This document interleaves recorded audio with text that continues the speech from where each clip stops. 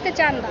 যখন স্ত্রী তালাক না দিয়ে অন্য একজনকে বিয়ে করে ফেললো, এরকম ঘটনা কিন্তু প্রথম না। কিন্তু পুরুষরা লাজ লজ্জায়, সামাজিক ভয়ে এবং অন্যরা কি বলবে এই চিন্তায় তারা কিন্তু এই মামলা দায়ের করতে চায় না। বেশিরভাগ ক্ষেত্রে অন্যরা বলে যে বউ গেছে গেছে, এবার আরেকটা বিয়ে করো। কিন্তু এটা কিন্তু শুধুমাত্র চলে গেল এই বিষয়টা কিন্তু না। আপনি দেখেন যে আমাদের ধর্মীয় আইনে ডিভোর্স না দিয়ে বা স্বামী মারা না গেলে এক নারীর দুই স্বামী রাখার কোনো সুযোগ নাই। আমাদের আইনেও নাই, আমাদের সামাজিকভাবেও নাই, আমাদের ধর্মীয় আইনেও নাই, ইসলামী শরিয়া লতেও নাই, এবং আইনে এটা শাস্তিযোগ্য অপরাধ। দণ্ডবিধির 494 অনুযায়ী যদি একজন নারী তার স্বামী থাকা অবস্থায় আবার বিয়ে করেন, সেই স্বামীকে ডিভোর্স না দিয়ে বা স্বামী মারা না গেলে, সেই ক্ষেত্রে কিন্তু তার 7 বছর পর্যন্ত শাস্তির বিধান রয়েছে।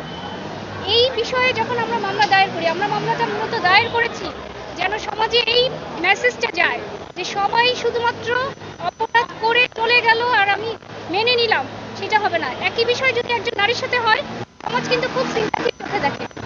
একই বিষয় যখন একজন নারীর সাথে হয়, সমাজ তাকে সান্ত্বনা দেয়, তাকে সে মামলা করে, বিভিন্ন ধরনের মিথ্যা মামলাও করে। কিন্তু যখন একটা পুরুষের সাথে হয়, এটাকে সমাজ হাস্যকর একটা দৃষ্টিতে দেখে যে বউ চলে গেছে, এখন সে বিয়ে করবে কেন? সে তো তার ওয়াইফ ছিল, তার জীবন সঙ্গী এবং তার সন্তানের মা। একজনকে ডিভোর্স না দিয়ে চলে যাবে, তাহলে সে চাইতে আসবে। এই কেসটা একটা এক্সাম্পলারি কেস। আমরা মনে করি এই কেসে যদি সাজা হয়, তাহলে সমাজ থেকে ব্যভিচার, পরকীয়া, সংসার রেখে চলে যাওয়া এবং ডিভোর্স না দিয়ে যে এই ধরনের অপকর্মগুলি সমাজে কমে আসার জন্য দু একটা মামলায় যখন সাজা হবে, তখনই মানুষের কাছে মেসেজ যাবে এই সমাজের সঠিক পথে এই ধরনের ব্যভিচার বন্ধ হওয়ার জন্য এই ধরনের মামলায় কঠোর সাজা হওয়া, দৃষ্টান্তমূলক সাজা হওয়া অত্যন্ত প্রয়োজন। আমরা দীর্ঘ 5.5 বছর ধরে এই মামলা চালিয়েছি। এই মামলা চালানো অবস্থায় বিভিন্ন ধরনের থ্রেটেরও সম্মুখীন হয়েছি, কিন্তু এই মামলাটা আমরা শেষ পর্যন্ত চালিয়েছি শুধুমাত্র এই কারণে যেন ন্যায় বিচার, সামাজিক ন্যায় বিচারটা প্রতিষ্ঠিত হয়।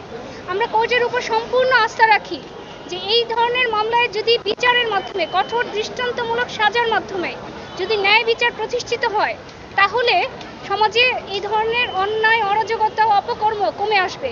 একজনের ডিভোর্স না দিয়ে আরেকজনের সাথে চলে যাওয়া, আরেকজনের স্ত্রী নিয়ে যাওয়া, ব্যভিচার করা, এগুলি এখন সামাজিক ব্যাধিতে পরিণত হয়েছে। তাই সমাজকে এই বিষয়ে মামলার সাজার মাধ্যমে আমরা প্রত্যাশা রাখি আদালত এই সামাজিক ব্যাধিগুলি দূর করবেন।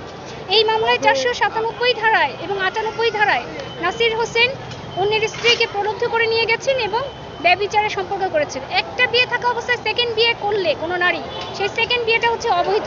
সেই অবৈধ বিয়ের মাধ্যমে যে সম্পর্ক স্থাপন হয়, সেই সম্পর্ক একটা অবৈধ এবং ব্যভিচারের সম্পর্ক। দুইজনে আজকে আর্গুমেন্ট করেছি। ম্যাটারটা হলো তামিমা সুলতানের সাথে 10 সালে এই বাদীর বিয়ে হয়। বিয়ে হওয়ার পরে তাদের সাংসারিক অমিল থাকার কারণে 2016 সালে এই তামিমা সুলতানা বাদীকে ডিভোর্স করে। ডিভোর্স করার পরে দীর্ঘদিন পরে এই ডিভোর্স দীর্ঘ প্রায় 16 সাল থেকে 21 সাল পর্যন্ত এই 5 বছর তারা সেপারেট ছিল এবং তামিমা এবং তার হাজব্যান্ড সেপারেট ছিল এবং তাদের যে মেয়েটা ছিল, মেয়েটা তার বাপের সাথে ছিল। পরবর্তীতে নাসিরের সাথে তার বৈধভাবে বিয়ে হয়। বিয়ে হওয়ার পরে ওনারা সব কিছুই জানেন। জানার পরে এদেরকে শুধু হয়রানি করার জন্য এই নাসির একজন ক্রিকেট, আপনারা জানেন, উনি বাংলাদেশের জাতীয় দলের একজন ক্রিকেট প্লেয়ার এবং তামিমা সৌদি এয়ারলাইন্সের একজন ক্রু। ওনাদেরকে শুধুমাত্র সামাজিকভাবে হয়রানি করার জন্য এবং এটাকে অতিরিক্ত মাত্রায় একটা সুবিধা নেওয়ার জন্য তারা এই মামলাটা করেছে, কিন্তু মামলা তারা প্রমাণ করতে পারেনি।